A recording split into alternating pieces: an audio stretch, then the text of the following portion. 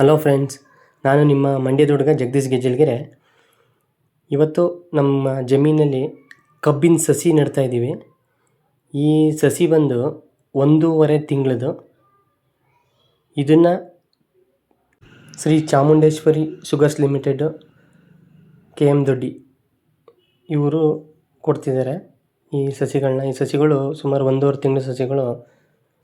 ಇವಾಗ ಚಳಿಗಾಲಕ್ಕಂತೂ ನಮಗೆ ತುಂಬ ಅನುಕೂಲ ಆಗುತ್ತೆ. ಯಾಕಂದರೆ ಈ ಚಳಿಗಾಲದಲ್ಲಿ ನಾವು ಬಿತ್ತನೆ ಕಬ್ಬು ನೆಡ್ತೀವಿ ಅಂತಂದರೆ ಇದು ಈ 1.5 ತಿಂಗಳ ಪೈರು ಏನಿದೆ ಅಲ್ಲಿವರೆಗೆ ಬರಬೇಕು ಅಂತಂದರೆ ಇದು ತುಂಬ ಟೈಮ್ ಹಿಡಿಯುತ್ತೆ. ಆದ್ದರಿಂದ ಶುಗರ್ ಫ್ಯಾಕ್ಟ್ರಿಯವರು ಇದನ್ನು ನಮಗೆ ಕೊಡ್ತಿದ್ದಾರೆ. ಇದು ಬಂದು ₹2.50. ಇದನ್ನು ನೆಡೋದಂತೂ ತುಂಬ ಅಂದರೆ ತುಂಬ ಸುಲಭ. ಈಸಿಯಾಗಿ ಒಬ್ಬರೇ ನೆಟ್ಕೊಂಡು ಹೋಗ್ತಾ ಇರ್ಬೋದು. ಯಾವುದೇ ರೀತಿ ತೊಂದರೆ ಇಲ್ಲ.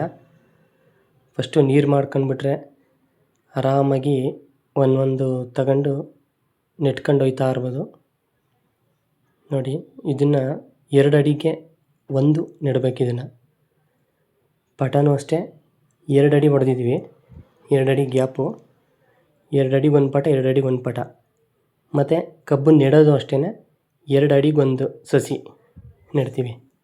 ಈ ಶುಗರ್ ಫ್ಯಾಕ್ಟ್ರಿಯವರು ಈ ಸಸಿನ ತಯಾರು ಮಾಡಿ ತುಂಬ ಒಳ್ಳೆ ಕೆಲಸ ಮಾಡೋರು. ಯಾಕಪ್ಪ ಅಂದರೆ ಇದು ಜಾಸ್ತಿ ಕೆಲಸಗಾರನ ತಗೊಳ್ಳಲ್ಲ. 1 ಎಕರೆಗೆ 2 ಇಲ್ಲ 3 ಜನ ಆರಾಮಾಗಿ ನೆಡ್ಬೋದು, ಏನು ತೊಂದರೆ ಇಲ್ಲ. ಇದನ್ನು ಕಬ್ಬಾದರೆ ಬಿಡಿಸ್ಬೇಕು, ಅದನ್ನು ಕಡಿಬೇಕು, ತುಂಬ ಕೆಲಸ ಹಿಡಿಯುತ್ತೆ. ಇದೆಲ್ಲ ಆರಾಮಾಗಿ ಒಬ್ಬರೇ ನೆಟ್ಕೊಂಡು ಹೋಗ್ತಾ ಇರ್ಬೋದು, ಏನೂ ತೊಂದರೆ ಇಲ್ಲ.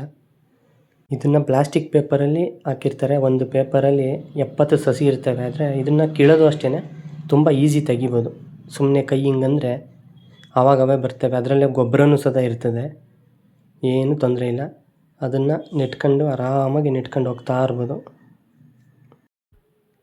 ಈ ಸಸಿಯಿಂದ ನಮಗೆ ಏನಪ್ಪ ಅಂದರೆ ಅನುಕೂಲ ಆಗೋದೊಂದು, ಇದು 1.5 ತಿಂಗಳು ಪೈರು. ನಾವು ಇದೇ 1.5 ತಿಂಗಳು ಪೈರನ್ನ ಬೆಳಿಬೇಕು ಅಂತಂದರೆ ಸುಮಾರು 2 ತಿಂಗಳು ಬೇಕಾಗುತ್ತೆ ಖಾಲಿ ಜಮೀನಲ್ಲಿ ಬೆಳೆಯೋಕ್ಕೆ. ಆದ್ದರಿಂದ ಈ ಫ್ಯಾಕ್ಟ್ರಿಯವರು ತುಂಬ ಒಳ್ಳೆ ಕೆಲಸ ಮಾಡೋರೆ. ಫ್ರೆಂಡ್ಸ್, ದಯವಿಟ್ಟು ನನ್ನ ಚಾನಲ್ನ ಸಬ್ಸ್ಕ್ರೈಬ್ ಮಾಡಿಲ್ಲ ಅಂತಂದರೆ ದಯವಿಟ್ಟು ಸಬ್ಸ್ಕ್ರೈಬ್ ಮಾಡಿ, ಲೈಕ್ ಮಾಡಿ ಹಾಗೂ ಶೇರ್ ಮಾಡಿ. ಇನ್ನೊಂದು ಅದ್ಭುತ ಏನಪ್ಪ ಅಂತಂದರೆ, ಇದು ನಮ್ಮ ಜಮೀನು ಹತ್ರ ಇರುವಂಥ ಕಾಲುವೆ. ಈ ಕಾಲುವೆ 23ನೇ ಕಾಲುವೆ ಅಂತ ನಾವು ಕರಿತೀವಿ. ಇದು KRS ಡ್ಯಾಮಿಂದ ಬರುವಂಥದ್ದು. ಅಲ್ಲಿಂದ ಬಂದು ಸಬ್ಬು ಕಾಲುವೆ. ಇದು 23ನೇ ಕಾಲುವೆ ಅಂತ ಕರಿತೀವಿ. ಇದೇನು ಟ್ರೈನ್ ಹೋಗ್ತಾ ಇದೆ ಇದ್ರ ಕೆಳಗಡೆನೇ ಕಾಲುವೆ ಇರುವಂಥದ್ದು.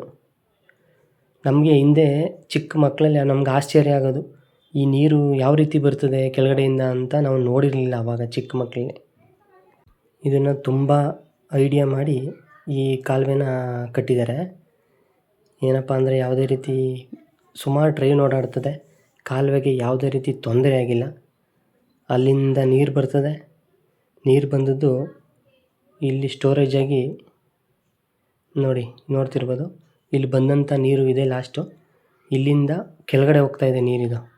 ಸುಮಾರು ಒಂದು 40ರಿಂದ 50 ಅಡಿ ಕೆಳಗಡೆ ಹೋಗುತ್ತೆ ನೀರು. ಆ 50 ಅಡಿ ಕೆಳಗಡೆ ಹೋಗಿ ರಿಟನ್ನು ಅಲ್ಲಿಂದ ಬಂದು ಆ ಕಡೆ ಏನು ಕಾಣಿಸ್ತೈತೆ ಅಲ್ಲಿ ಬರುತ್ತೆ. ನೋಡಿ ಎಷ್ಟು ವಿಡಿಯೋ ಇಷ್ಟ ಆಗಿದರೆ ಲೈಕ್ ಮಾಡಿ, ಶೇರ್ ಮಾಡಿ ಹಾಗೂ ಕಮೆಂಟ್ ಮಾಡಿ. ನಮಸ್ಕಾರ.